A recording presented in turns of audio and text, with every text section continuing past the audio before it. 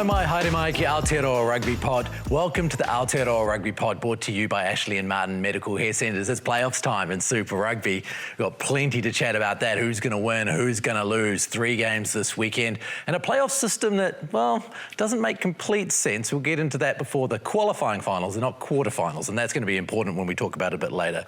Over in Japan, Richie Mo'unga has won another title. So, another title.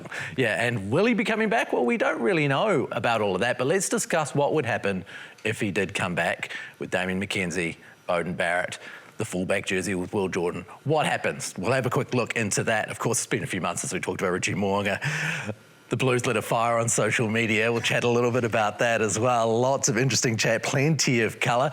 No Bryn Hall today on the show. He lost in said final to Richie Mo'unga, so he's probably having a good time, and he's not here right now with us. We've got a special guest instead. We've also got a guest from NZR, Steve Lancaster, who runs the community rugby side at NZR, and he's going to be talking to us about what clubs need to do, I suppose, to get a leg up, to stay relevant, to keep on top of things and to keep the game growing, and also a chance for clubs to get a bit of money from Bunnings Rugby Assist, 30K, 10 times 30K up for grabs. If you need some paint, if you need to really give a spruce up, we can also get James Parsons down here with a roller to help you out as well. And of course, we've got our Rugby Ready giveaway as well. Dr. Nick Gill teamed up with us to give you and people that you know a chance to get in the best possible shape for your rugby career, from the best to do it, the All Blacks guru, Dr. Nick Gill. Of course, your emails, your comments, the tipping comp winner as well, and the usual in-depth analysis. James Parsons at the end of the table as always. How are? Very, very well. And in the middle,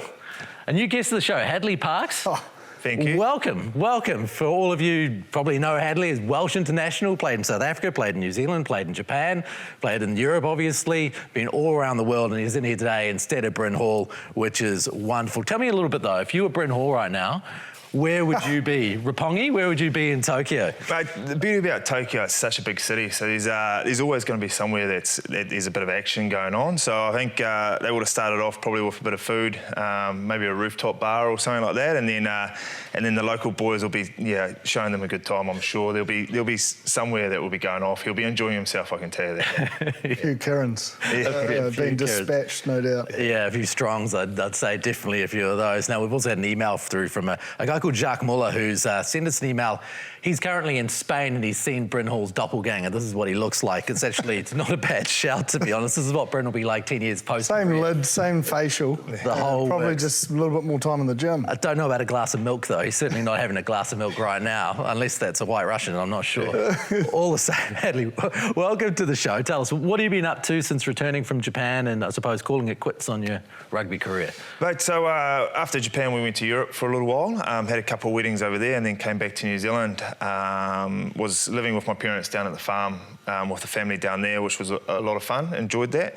Had a couple of games for the Turbos, which enjoyed getting back there and where it all started. But we moved to Auckland end of January, and so I've kind of just been at home, getting the kids all settled into schooling, daycare, kindy, doing that and enjoying the summer, which has been quite nice to have that time with the kids. And wife's gone back to work, but now it's kind of wanting to get it stuck into something, having a lot of coffees, a lot of meetings. There's only so much coffee you can drink, So it's just trying to work out what the next step is, what it is that excites me and what I want to do. And so then, it's quite a blurry page at the moment, but it's just trying to unblur it and get stuck into, what could be the next opportunity. And so then, just keen to get out there. So, see what happens. Jippa, I suppose this is something that you deal with a lot within your Players Association job.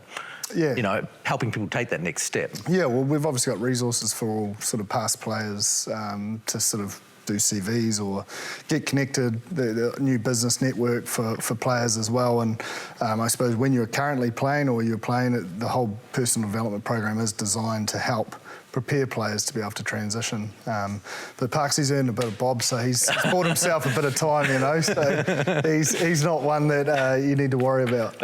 Oh, look, the Players Association's outstanding with that, and they do, like Marie Bowden gets in touch, sends a text every now and then, but also the Blues alumni or the Hurricanes alumni, like I know the 2 teams that I've been associated with, you're on their WhatsApp groups or emails.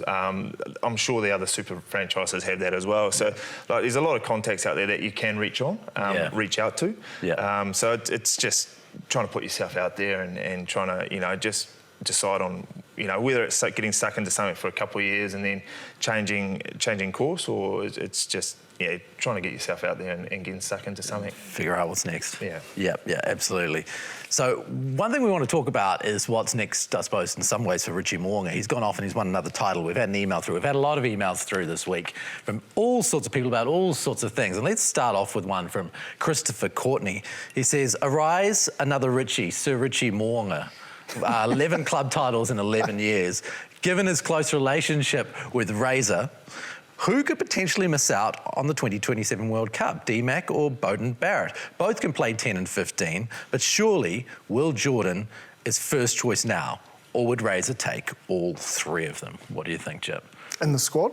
Yeah, within the squad. I think there's room for all three. In the squad? What about the 23 then?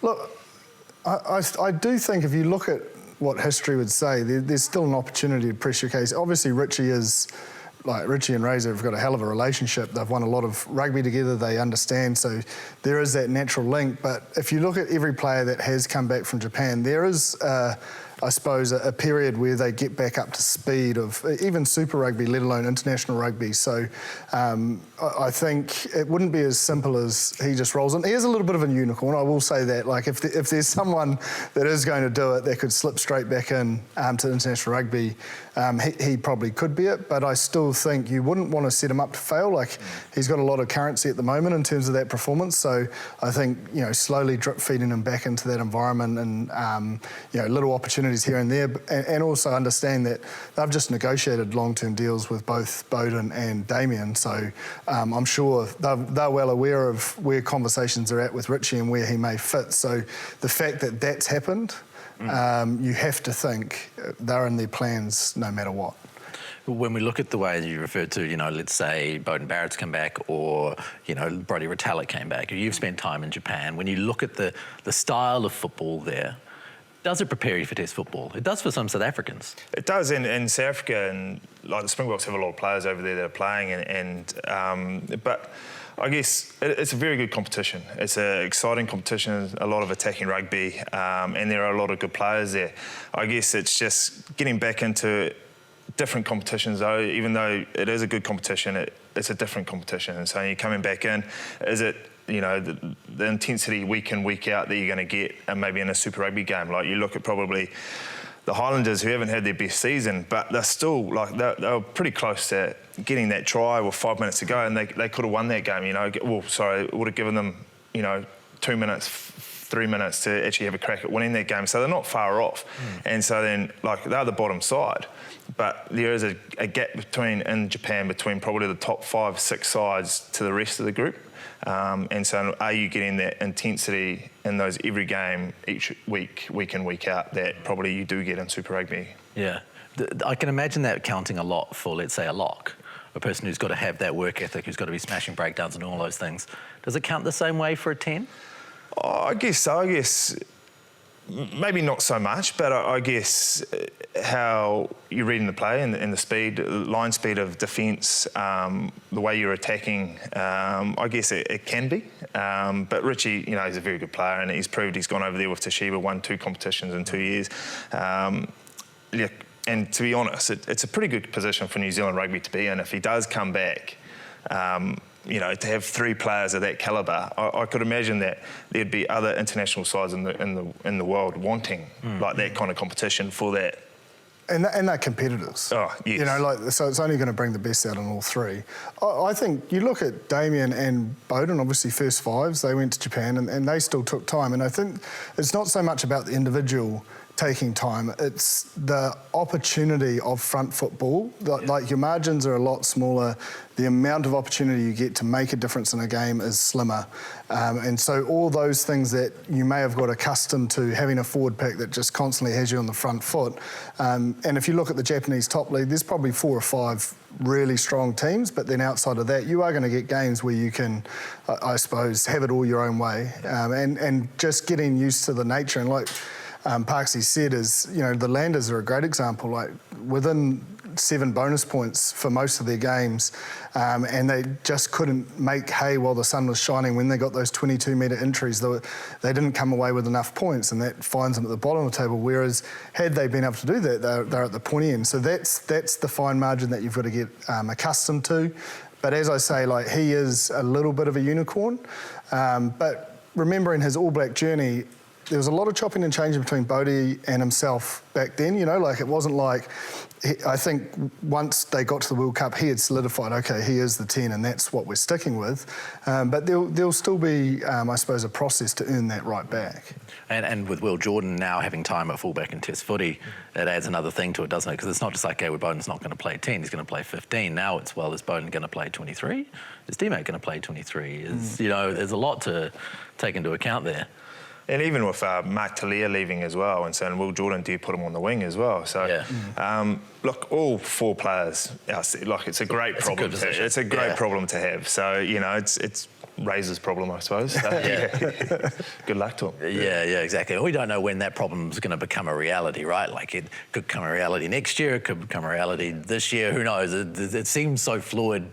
No one quite knows what's happening with Richie Mo'unga. We'll find out. You have to think he'll want to be back for the World Cup. Yeah. So, I'm sure they've got a plan. There's obviously eligibility things, like some players, in terms of the length of their contract, can have come back and played in the All Blacks. Others that have sort of negotiated themselves have to go back to NPC. So you may see him in Canterbury before seeing him selected in the All Blacks. So I'm sure there's much higher up people than ourselves working all through that. Or you can come play for Carnies if you want. Go on. I think he'll be in Canterbury. I'd like to say that. Hey, let's talk a little bit about Super Rugby. We've got the playoffs coming up this weekend. Obviously, we've got the big games between the Chiefs and the Blues. The Blues sneaking in at the end there to go in against the Chiefs. So we've got the Brumbies against the Canes, which is probably the match of the round, I would have thought, and the Crusaders versus the Reds. So there's a few interesting things to get into about that. Let's start with the Chiefs and the Blues. The Blues obviously beat the Waratahs, but they've won the last 11 against the Waratahs in recent times. So it wasn't necessarily the matchup of the century, but they're into the playoffs. They look to do some things differently, Jippa. Yeah, and I think the biggest thing, looking at the Blues going to Hamilton, they seem to be a different beast at Eden Park. Like 70% of the time they're getting that try-scoring bonus point. So it's a place where it brings the best out of them. The big question is how can they get, I suppose, that form on the road, because that was their best performance of the year, I believe, and their big players stepped up. I thought it was definitely Rico's best game of the season. Corey Evans continues to thrive. I thought Bodie took control. And having Mark and Caleb both back together, like they haven't played a lot, and they were big catalysts in them winning the final. So they've got the bodies back at the right time. Now, I suppose the key is backing up. And I think if you use the example of Rico's first try, where AJ Lamb gets it, he shovels it to Reece. Reece runs straight to the line. Corey Evans comes on a nice little down line that tightens that Waratahs defence, and then obviously the ball out the back to Bodie, which, down the right flank with Mark. And then you watch the amount of Blues in that wide shot, and particularly, I suppose, Rico, the try scorer, how they don't stop. Like, they just flood through and probably haven't seen that reaction. They haven't had as many line breaks as we used to, but we haven't seen that reaction. Like, they all wanted to be there. There were more Blue jerseys than Waratahs jerseys, and I suppose it's when you see them playing off the cuff, like that wasn't a planned move for a centre to come off Hoskins to score. That's just reading defence, and that's when they're at their best. And I think that example of that try, should give them a lot of confidence. They needed to win that game and win well. I said it in the pre-match. If they can dominate and win big, they'll get the confidence boost they need to take on the Chiefs. But as we know, that collision area, numbers 1 to 8, if they can provide the platform they did against the Tars, then I suppose the lethal backs that the Blues have, they're still in this contest. I'm certainly not saying they're favourites, and certainly not saying, you'd say it's probably a 80-20. You'd expect the Chiefs to win, but there's enough hope, and they can bring, I suppose, their best game at this time of the season and surprise a few. The physical nature that we've seen from the Chiefs in the last few weeks, just the absolute relentless nature of it.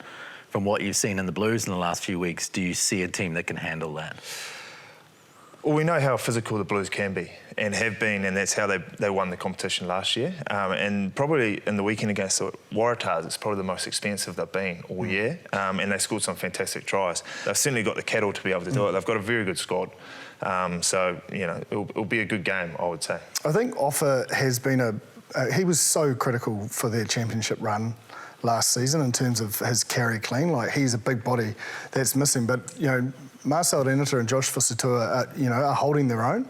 But I think it's a mess. You need, in terms of winning that collision area, especially in attack, to get a dent in that defensive line, you know, you need Patrick with the ball in his hand. You know, don't get too fancy, don't get creative, just get it. He's a big body. If he lowers his centre of gravity, he can go through any player in the world. I think Lachlan McConnell's another one. He's another big body, obviously from the Waikato region, so there's a bit of chip on your shoulder, a bit of edge there for him, and then Dalton Papali'i. I think, you know, in those tight collisions or even wider out, he is someone that can be physically dominant and, you know, get a chink in the armour that will allow the likes of Bowden, Rico, AJ Lamb, and Mark and Caleb and Corey to do their thing.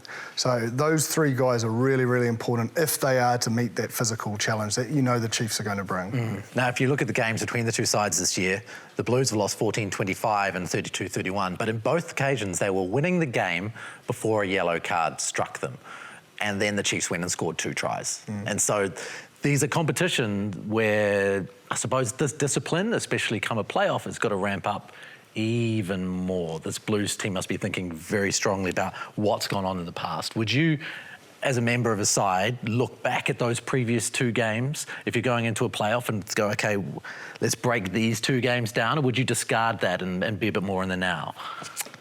Well, I think you do have to look back at it. Yeah, I think it's also, like, discipline is such a big part of the game, isn't it? And, like, probably when you're on defence, you're trying to bring line speed. You know, both teams are very physical, so you want to bring line speed, get up in their faces and so on. And that's, you know, the line there, the offside line that the refs are watching closely, the touch judges as well.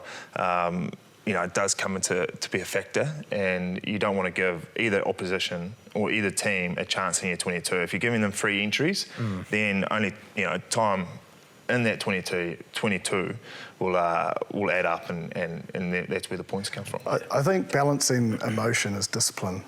And I suppose it's either going to work or it's not, but the Blues are clearly trying to create backs against the wall, chip on the shoulder, and they're publicly... Yeah, there's a chip on the shoulder. On social media, there's a chip on the shoulder. They're publicly doing it, and, you know, if you use Michael Jordan in that, God, I can't remember... Last Dance. Like, he openly said, I just made things up in my head to create that emotional edge to go and destroy people. So if it works, brilliant, but that emotion can take you a little bit, probably fire in the belly and fire upstairs rather than cool upstairs, and that's where the discipline. So I think it's just making sure they don't overplay that emotional card and stay methodical in the process whilst utilising it, I suppose, when there's a line break and using it with effort areas and those account rather than... I suppose use State of Origin as an example with Spencer Leniu. You could see he was like, I wouldn't have kicked to him either, to be fair, but he was fairly fired up, which is, it'll work to a point, but you'll push the boundary too far, and that's where a yellow card, red card can come into it. And you just get the sense there's a lot of tension, but I'm gonna trust my gut in the sense they're trying to create that Jordan mentality. The competition doesn't want us to win. You know, everyone out there doesn't want us to win. And that can be powerful. It seriously can if it's used in the right way. But it also can be distracting. If you missed what's been said on social media on Instagram this week, it started off with the Blues account, which said, keep on doubting us, we're just picking the right time. Don't care whose side you're on. There's, you know, the grammar wasn't up there, but there's only one of us in the finals. Well, that's true. It's true. It's only one of all the rest too. Artie said, Lions don't care about the opinions of sheep. All the best in the finals, brothers. So he kind of supported them and said, look, don't worry about what the naysayers are saying about you. And then Rico said, your boos do not faze me. I've seen what you people cheer for. Shouldn't have let us get one. So, I mean, it's out there. It's wrong stuff they're saying. It's not a small thing. No. And you always look to American sports, I suppose, because the trend normally, we normally follow the trend down here eventually.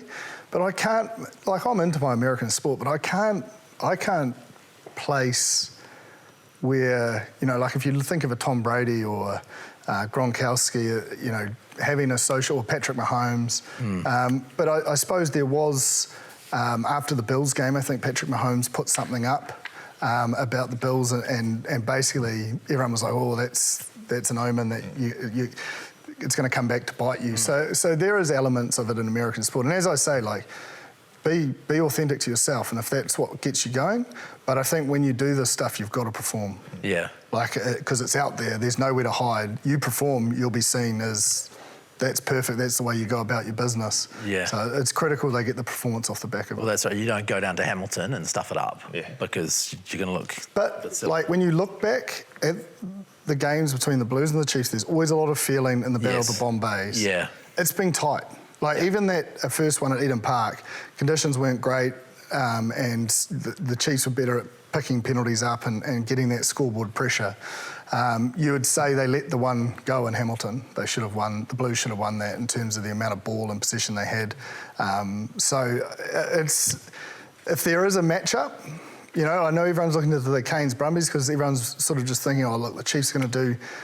It's still going to be a doozy. I think she'll be between, you know, sort of 1 and 7 points down to the 80th minute. And I think you're right. I think discipline will be the key deciding factor. Yeah, whether it's a tackle which is too high or the person who's too far up in the line. And with the way both sides play and the direct nature, you've got to drop your body height because they're not going to sidestep. Yeah. They're coming straight for you. So if you get that wrong, and more importantly, that inside defender, you know, because that's normally what catches the chin or something. So it's just making sure they're very accurate and as I say, that cool upstairs in their approach and accuracy around the contact area. Well, that's what we generally see from the Crusaders, right? We don't see much outside of what's on the field. They've got the Reds this weekend. Do the Reds stand a chance? No, I think the Crusaders are probably too good there. You saw on the weekend, they went very direct. Very physical as well, and then on the back of that we managed to score a couple of good tries as well, and one at Canberra, which is no easy feat. Canberra Brumbies are playing well too, and that should be a good game that they have against the Hurricanes, but I do think the Crusaders they're looking sharp. Yeah. If there's one area the Crusaders have to be mindful of is their own attacking breakdowns. And I mentioned last week around their 8% dominant carries. Well, they're obviously big fans of the pod because they definitely went direct in nature, and they were up to 35%, which was where the Chiefs were against Moana Pacifica. So I think if they keep that mindset, and more importantly, they run at guys like McWright, Wilson and co, and take the guys that are really good around that defensive breakdown and getting turnovers out of the game, make them tackle, and be deliberate about it. And if they can do that and take, because that's their superpower. Man, if they get a sniff in and around that breakdown, McWright will just have a field day. So he is sort of like, you know, back when we were playing, like how you'd plan around Michael Hooper. Yeah. He would destroy your breakdown. David Pocock was the same. You've got to do that with McWright and Wilson. I think if that's how you'll nullify the Reds the most, because they'll be in the contest at set piece. Again, discipline, they've got a good driving maul. And again, I think it'll be tight. But I think the Crusaders just know how to play in Christchurch at this time of the year better than anyone.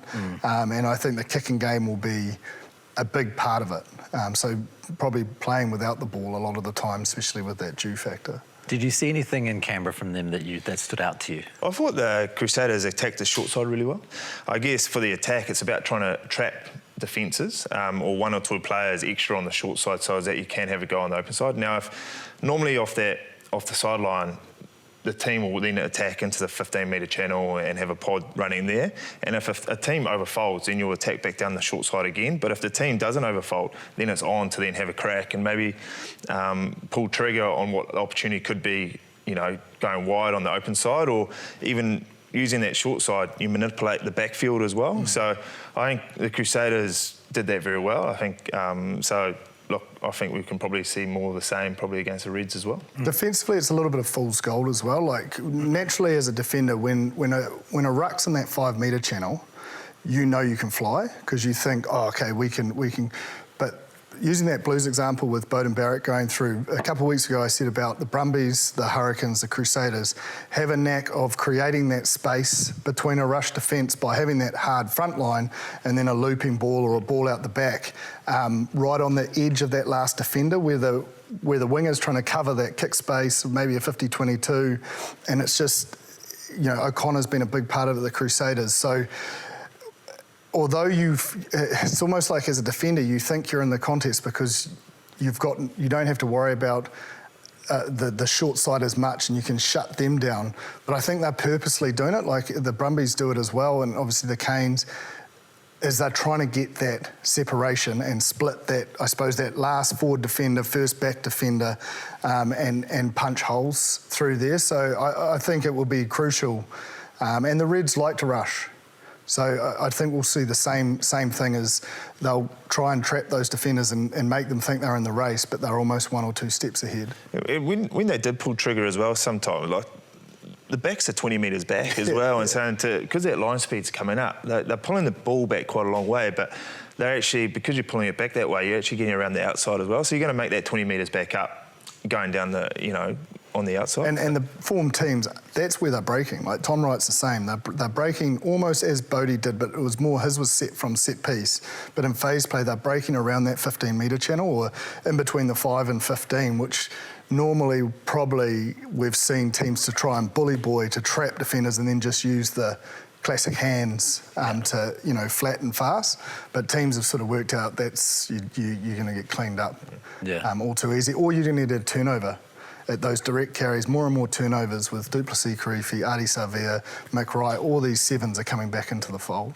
That game between the Crusaders and the Brumbies wasn't without its controversy, and we've had an email through from Ewan Williams. Thank you for your email, Ewan. You can email us as well at Aotearoa Rugby Pod at sky.co.nz or leave a comment in the YouTube comments section.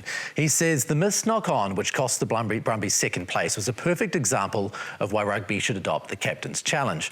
But rugby is too snobbish to do it, and you won't even mention it. Well, we're going to get into it, mate. Don't worry. Haven't we had it?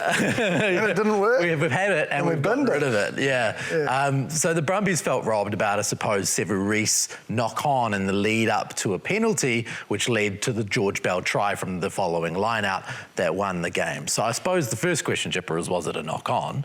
Because if it wasn't a knock-on, then this is a moot point, right? I suppose it's what team you support, because I do think it's pretty 50-50. Like, it was hard to, obviously, I'm not going to lie, obviously I'm going to lean towards seeing it as not a knock-on, because I'm a fan of New Zealand sides, but I can also see it from their side as they feel, it should have been looked at. However, I do think, sometimes when we do those pre-shows, especially at Albany Stadium, you can sit downstairs where the TMO is and they look at everything. It is just constant. They're not just sitting there chilling, having a coffee. They would have looked at it, I believe, and it would have been... I know they can't interject, but when it's a big moment like that, I think they've got the ability to do so. So because it was 50-50, they must have looked at it and let it go with the on-field call, which is what Super Rugby's trying to do, is because captain's challenge, you just can't please everyone. The captain's challenge was too slow, slowed things down, so got rid of it. We're trying to remove the TMO out of it, so we've done that. And unless there's a glaring, obvious reason to come in, that wasn't glaring and obvious. Back the on-field call. And as we said at the start of the season, everyone's raving around it until it impacts their team, and as it gets more tense. So it's frustrating because, yes, it led to the deciding try that led to the Crusaders getting the home qualifying final. But, I don't think I wouldn't sit there and say, that was definitely a knock-on. I think you have to trust and back the referees as well. And you have seen occasions in games when they have brought it back and the referee's actually talking to the TMO at times saying, can you check that ruck back there? Can you check whether there was a knock-on? So they're talking the whole time. So I think there's enough out there that, TMO's checking that, and if it is a very obvious that it was a knock-on, I'm sure they would have come back for it. So I think we've just got to back the referees sometimes as well. My only thought is if we were to do it, let's make it more interesting. Let's make it more dramatic. And let's have the captain go sit next to the TMO. and have the TMO run him through point by point and have him challenging the TMO on the point. Because otherwise it just becomes boring television. I know that would never happen. That makes me anxious. It could lead to a lot of frustration. What was the sport that the ref used to, or someone used to run over to the sideline and watch it on TV as well? The NFL. NBA Is it? and NFL, they all do it. Yeah. It is theatrical. Yeah, it's theatrical, and that's what you want if you're going to stop playing. Yeah, but our fans have time and time again said speed it up. Yeah. They've done a pretty good job. Yeah. If this is the one debated, albeit for a home qualifying final on the line, I don't think you can change a whole system for one. If it was happening every weekend and we were constantly talking about it, then yeah, maybe look at the system. If you were to do it, I suppose you'd only be able to take it back that one attacking phase anyway. In the same way that the ref can only go back one attacking phase. Shall we reopen that can of worms? I get so confused. Okay. Next up, let's talk about the Brumbies against the Canes. So the Brumbies, looking pretty good. They just got pipped. They're at home. The Canes have been there to win playoff football before. It's worked out for them. You like the Canes as the dark horse amongst this lot. I just think their loose forward trio, like so many of these games are defined by big moments at defensive breakdowns or attacking breakdowns in terms of getting that speed of ball to play on top of sides. And you know how electric their backs are, and they're currently providing that ball. Yeah. Understanding on the weekend, they didn't have a Safar Moore. He's going to bring another dimension in terms of that front foot ball. So I just think the Canes are a team that, the Brumbies normally will win the collision and they'll strangle you through, creating discipline issues to then go to their maul. And then if that doesn't work, they do have the X factor out wide with Toole and Wright. So I think it will be tight, but I just think the Brumbies are the Hurricanes' superpower is their loosies. You lose, you'll see, you bring back Flanders. Yeah. Who pulls off a chip and chase try. He's dominated for years. He's been in and around that All Blacks 15 squad. So I just think the way Duplessis Karifi's playing, Peter Lakai, Flanders being back in there, Brad Shields is also in that loose forward mix. And as long as that tight five holds their own, which they've shown they can do so, and they've already won in Canberra this season, and I go back to Billy Proctor. I just think he is the glue that is potentially going to take the Canes the whole way. As a midfielder yourself, when you look at Billy Proctor, what are you liking about what you're seeing there? Mate, he's quick. He's got good hands. Attacks well. Doesn't mind taking the outside or the inside. I thought he had a very good game in the weekend. Mo'unga Jensen as well. I thought he was very good. It's the best he's played in a long time. He carried well, scored a good try. Maybe two good tries. Either side of half-time too. So I think they're hitting their straps at the right time as well. Like, they were pretty dominant against Moana Pacifica. Very good in attack and defence. And so, but then vice versa, the Brumbies I thought were very good. The interplay between their forwards and their backs as well, when they pulled trigger to have a go against the Crusaders, they made some good yards there too. So I think that could be, a very good game that went over in Canberra. And to the point it could go to Golden Point. It's the sort of game that'll go to Golden Point. And we can't wax lyrically about the Chiefs and what they did in Hamilton and not about the Canes' performance against Moana Pacific. That side doesn't turn into a poor side in 2 weeks. They've just met sides that have just had a clear focus and understanding of what they want to play. And I think Mo'unga Jensen is a prime example of they're very clear. Tuck it, commit. Yeah. There's no, apart from the intercept, there was no overplaying of creativity out the back. It was literally just, okay, it's my turn. I'm going to go between defenders. I'm going to fight through contact, look for the offload once I've won. It was very, although it looks, I suppose, overzealous, it was actually quite methodical and direct in nature because of that clarity of how they wanted to play. And I think that exact game plan will work against the Brumbies. Yeah.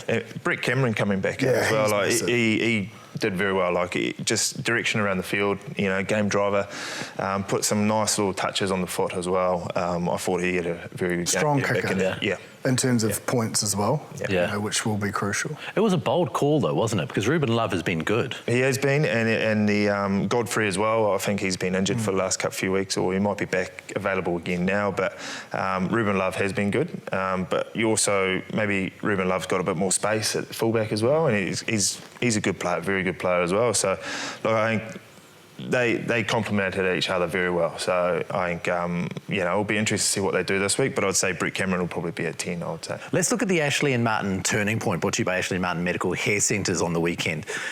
The big play in that game, Jippa, Roigard. Yeah. I just felt like if you looked at it, Aotearoa, 2 massive breakdown steals on the line, and then, they obviously exited from that one, lost the line, and then he got another one. And then, you almost felt like the pressure was relieved. And then from that set piece, when they came back, Cam Roigard flew up defensively almost to show himself, to spook them, to almost carry. Thought he could get a little bit of a basketball pass, but, as Cam Roigard seems to do, he's a guy who can create things. He always comes up with these match-winning plays, and I think that was the turning point for the whole, because they just defended their line. Then to score an intercept try like that, and you could see almost the body language was really deflated as they went back to the under the sticks, and then Mo'unga Jensen bang before half time. It just, the whole dynamics and the tightness of the contest at 14-7 and defending your line. If Moana Pacifica could have got to half time at 14-7, we've seen how lethal with a bit of belief they can be in that second 40. I felt like that just took the wind so far out of their sails that, they let another try in after that. And then from then on, because they needed the bonus point because the Blues had got it, you're thinking, man, they're going to have to score 7 or 8 tries here. In the second half. Like, they've been good in the second half. That just gets away. That felt like a mental and emotional mountain just too far, and because they had to chase it, created opportunity for the Canes, and the Canes took it. Let's talk a little bit about the top 4 in this finals format, because obviously with the Rebels axed, we had to change of format for this year. Last year it was a top 8 pure quarterfinal setup. Now we've got a top 6 where 1 plays 6, 2 plays 5, 3 plays 4, and then the top 3 winners go through, and then the 4th, the best of the losers according to the table, before you went into that qualifying final, gets the 4th spot. So it's a slightly, confusing system in a way, and you do wonder what's going on. We also have the interesting idea now that the 3rd v 4th game is the last game of the weekend, and so if both 1 and 2 win their games, then 3 v 4 doesn't matter. Both of those teams are going through no matter what, which is kind of crazy. They're just fighting to see whether you're going to Hamilton or Christchurch, if that's the way that it plays out. On top of that, if you are the Chiefs and you lose, and you are the 4th place qualifier because you're the best of the losers, they still get a home semi-final, which is amazing. That's the only bit I don't like. Yeah. For some reason, I just think you should drop out and it's the next. I like that consistency throughout the season will be rewarded with rather than going to 8, an 11 competition, taking it to 6, and then having the highest loser still making a semi. I like it because it rewards that consistency. Garth Thomas sent through an email. He's a Kiwi/Chiefs fan living in Japan. He says, given your statistics last week about home ground advantage in finals footy not being massive, would the below formula be better or fairer? So, teams 1 and 2 advance straight to the semi-finals, he says. Team 3 and 6 play, and team 4 and 5 play for the other 2 semi-final spots. Do you like that? 1 and 2, straight through to the semis, the other 4 play off for the chance to go to the semis. Yeah, I think so. I like it, but I think we need the games. Yeah. I know that's how they do it in Japan. And that's how Richie Mo'unga, they had a rest. So you're rewarding a team with a bit of an off week, which can be an advantage, having an off week, but it can also, you might lose, that game momentum if you do have a bit of momentum going into those games. So, look, I think it's a pretty fair way of doing it. It's pretty clear cut, isn't it? But as the other way is a little bit confusing, I think, for the first time. But we'll see how it goes this year. Yeah, I mean, the McIntyre system in the NRL has been confusing for some time, but it's been around so long that we're now no longer confused by it. No, and again, it rewards the top 4. They get an opportunity to play for that week off, and then the bottom 4. Look, I think it makes sense. But understanding, you've got to understand where Super Rugby, the position they were put in, losing the Rebels, obviously they'd signed broadcast deals that had a certain amount of games that they needed to fulfil. Yeah. So hands are tied. This is well, not hands are tied, but they needed the game.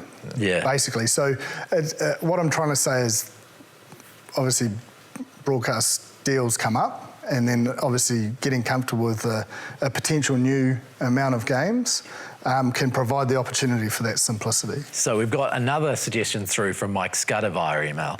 He says, Looking at the outcome for the finals had me thinking, mainly because the Crusaders appear to have an easier final than the Chiefs. Wouldn't it be tasty if the top of the table could choose any of the lower 5 teams? And once the decision is locked in, second place then chooses and third place then chooses who you want to play. You could put it live on television, there'd be plenty of drama, not to mention a chip on the shoulder of the person who's been chosen. And then there's always the curveball of if you decided to choose a top 3 team rather than a bottom 3 team out of the people who've come into it. What do you think? Imagine if you picked a top 3 team, you're literally taking a home playoff away from them. Yeah, it would add to it. Like the Chiefs looking and say, oh, let's not try and knock the Crusaders out, and then we might have it. If we do knock them out, we might have an easier run into the final. But yeah, it's pretty. It could also backfire. It could backfire because I think the chip on the shoulder. If you choose, you say the Chiefs chose the Reds. Yeah, that gives a lot of edge and motivation. Yeah. For the Reds to go, okay, you wanted to pick us? Hypothetically, you were the Chiefs. Which team would you choose? Yeah, go for the Reds then. Reds? As well, yeah. I think the Blues are still a threat. You'd want to knock them out. They struggled against the Reds too at home, the Chiefs. And they lost, obviously, the year before in New Plymouth. Just thinking logically. Yeah. I think every team has a team they struggle against. You know, I'd go the Blues. We did put a chip on the shoulder of the Blues as well. It's already there. It's well and truly there. But the shoulders are now balanced. So you're going, right, let's go. Yeah.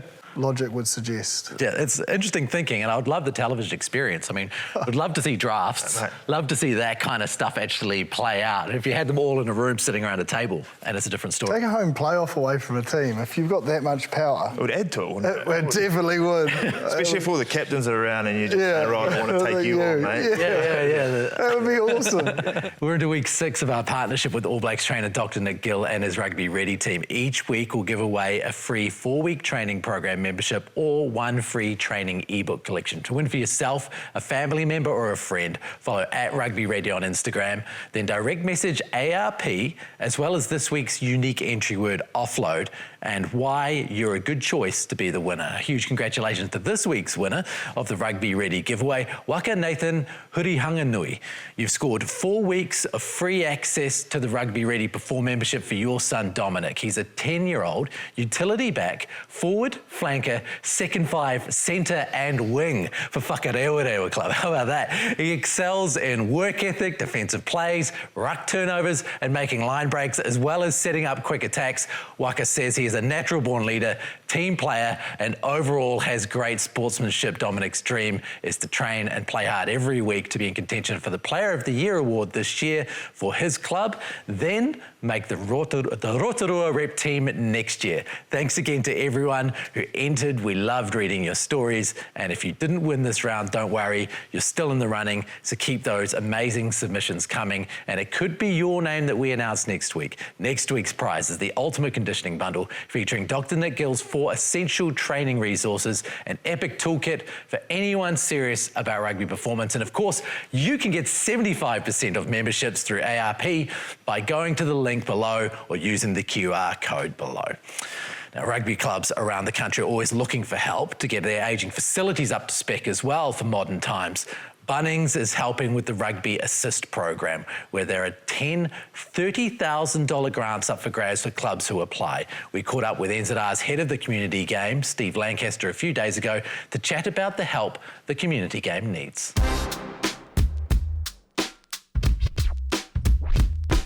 10 clubs across the country each year can win $30,000 in Bunnings gear, whether that's paint or wood or whatever it might be that you need, plumbing supplies to get your club up to the specs that you want. And you can make those applications up until mid-June. And talk a little bit about this and I suppose the state of club rugby and where the gains are, where the challenges are. We're joined now by New Zealand Rugby's General Manager of Community Rugby, Steve Lancaster. Steve, thank you for joining us. Firstly, what does a General Manager of Community Rugby do?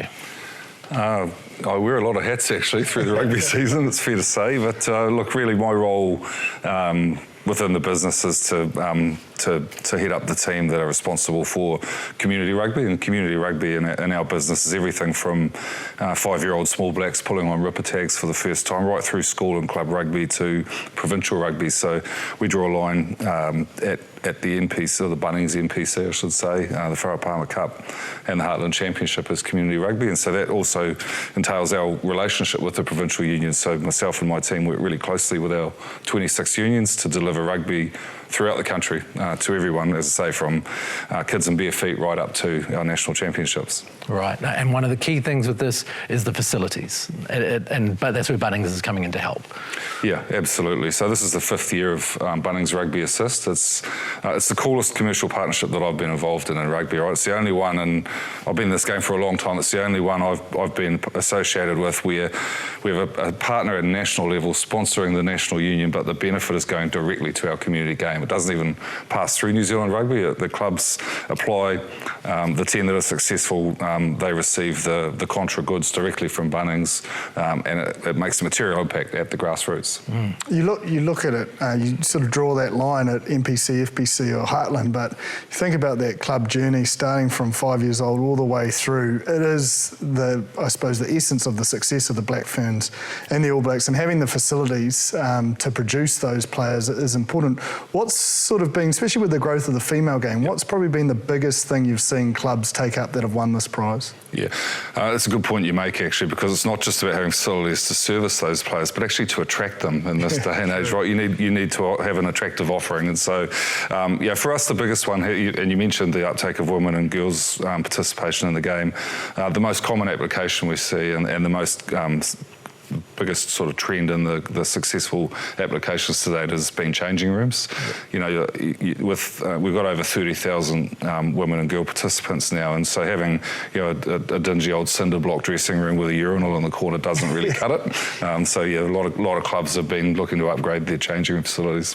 And families need to be there as well. And my thoughts of my junior rugby club, Ardmore Rugby Club, which it's moved away from the grounds I was at when I was there, is that there were a lot of families there, but really, like you say, it was cinder blocks and a pub, and that was it. What facilities do you need in the modern day and age to make sure that you're attracting players and looking after their families? It's a good point. As you say, it looked like a pub traditionally, and one of the things that we reflect on within our team is that what used to be the mark of success for a rugby club was that it was heaving on a Saturday night, and now we look much more at whether or not it's heaving on a Saturday morning as to how healthy a club is, right? It's a family sport. The clubs are community hubs within our communities, the length and breadth of New Zealand. We've got over 475 clubs, so it's a really strong network.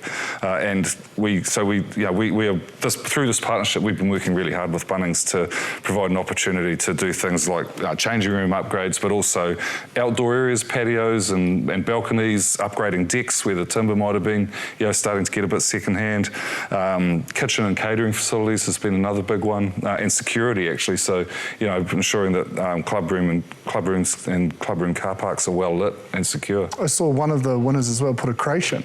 Yeah, that too. So we've had a few applications through now, and a couple of clubs that have upgraded the facility within the club rooms to have space for mums to drop their kids off, so they can be out on the field training, and the kids are taken care of inside the club. So that's the changing face of our game, and it's a really positive change.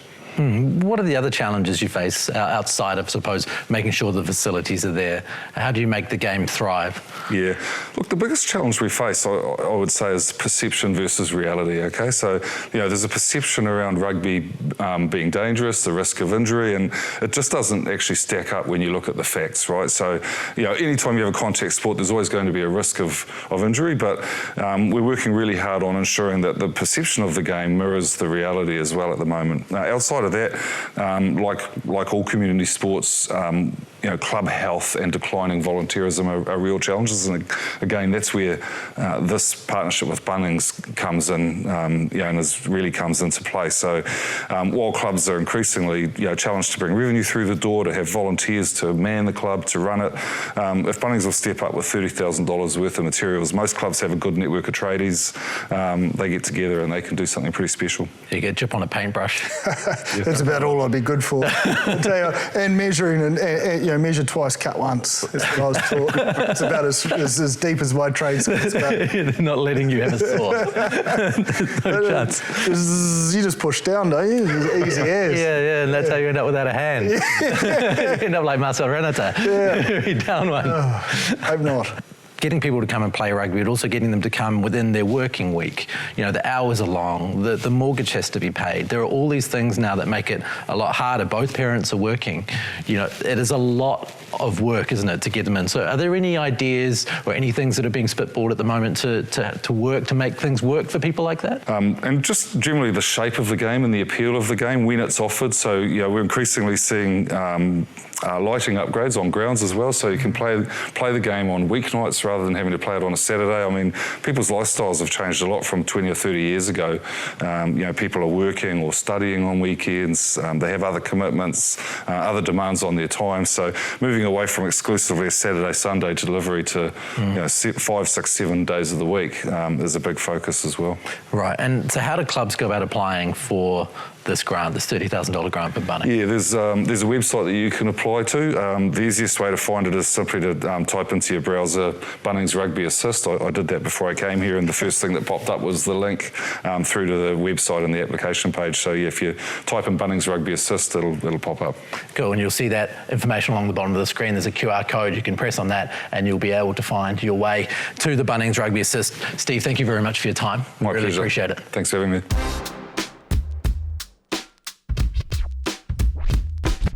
Now, before we get into the tipping and who won that competition, let's just have a quick chat about Dominic, who won the Rugby Ready. Takapuna, great club. Now, can I have you on board? That is a hell of a player. Yeah. There's not much he doesn't do. Everywhere. Oh, Absolutely natural-born leader. Yeah, natural-born leader. I could see him playing 100 caps for the mighty Takapuna. Barp. G-Tech, any interest? Come to G-Tech, mate. Come over this side of the bridge. Much better. G-Tech. That used to have Teachers Eastern in it? Yes, it did. I played 85 for Teachers Eastern back in the day. Nice. It ended my rugby career. What a club room is that? Got smashed by another under 85 player. Never played again. Well. Yeah, not as tough as Dominic. Dominic's something unique. Talking about Richie Mo'unga being a unicorn. Yeah. Good luck, Dominic. He will train you hard. Yeah. Enjoy the program. I hope it serves you well in your career from here on in. I hope you make that rep team next year. Let's get into our tipping competition now. We have a winner. The winner will get on the program to talk to us about all things footy, whatever they want to talk about in the coming weeks. It's Matty337. He ended up clearing out by 2 points in the end, so congratulations to you, Matty. We'll be in touch and we'll get you on the program as soon as we can. So expect an email at some stage soon. We'll pluck your email out of the air. We'll find it somewhere. So, yeah, let's get into the tipping for the week. This weekend, let's start with the Crusaders versus the Reds. I think the Crusaders, just at home, played well on the weekend. To win over against the Brumbies, I think, they'll be too strong, I would say.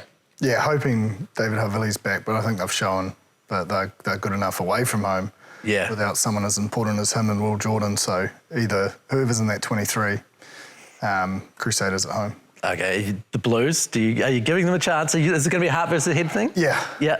I'll always back the Blues. Yeah. There's no point lying about that. But I think the Chiefs, if I was going with my head or I'm tight, so if I was gambling money, I'd bet responsibly, of course.